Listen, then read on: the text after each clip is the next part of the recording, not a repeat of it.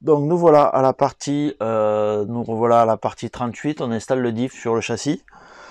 Donc on a besoin du châssis, des rondelles blanches. C'est ces petites rondelles-ci. On suit la notice. Ça c'est ce qui sert aussi à centrer les roues par rapport au châssis. Ensuite, deux roulements de 2,5 ce coup-ci. Un qui va venir ici. On vient glisser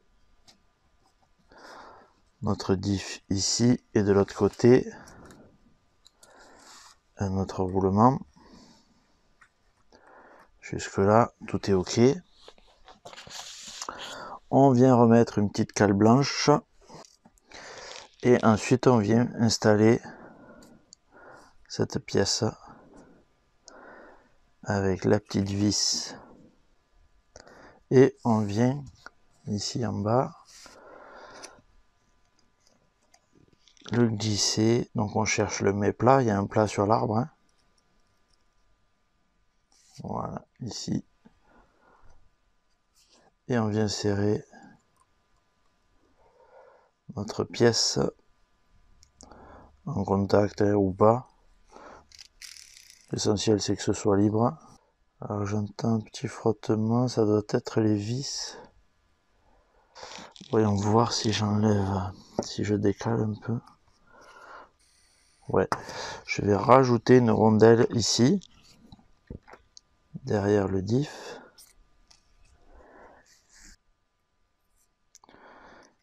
Il faut en premier que ça touche pas, évidemment.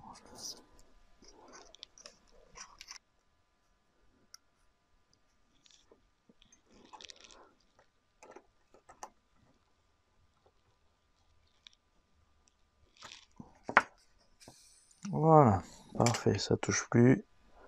Il y a un petit jeu axial très léger. C'est ce qu'il faut.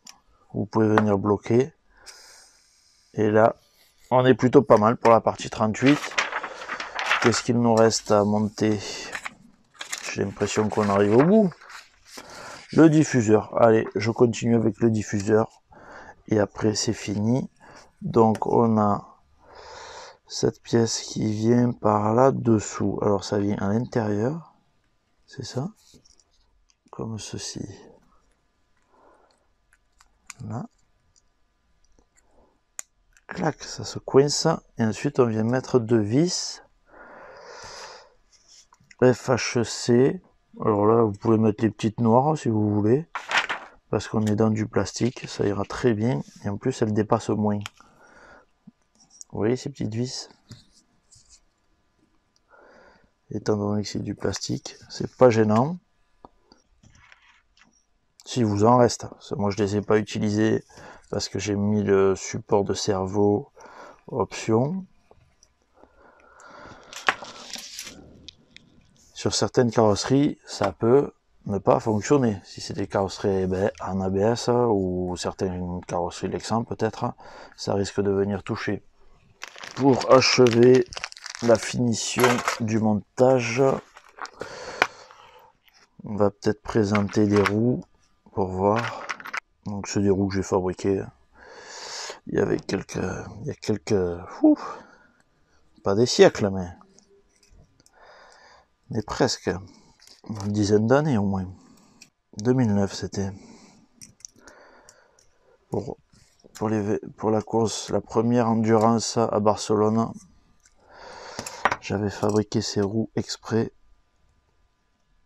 avec un outil qui servait à changer les pneus en un quart de seconde. S'il y avait certains d'entre vous qui étaient, ils s'en souviendront. Donc on serre, on vérifie et on dévisse jusqu'à ce que ce soit libre.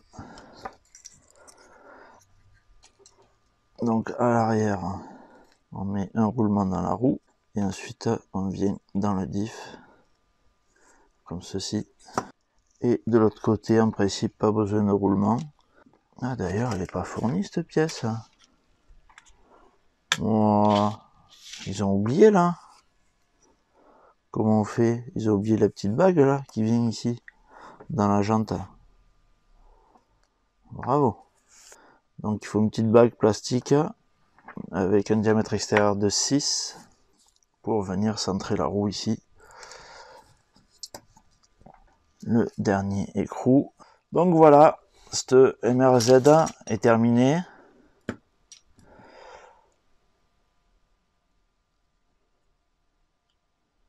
Beau châssis.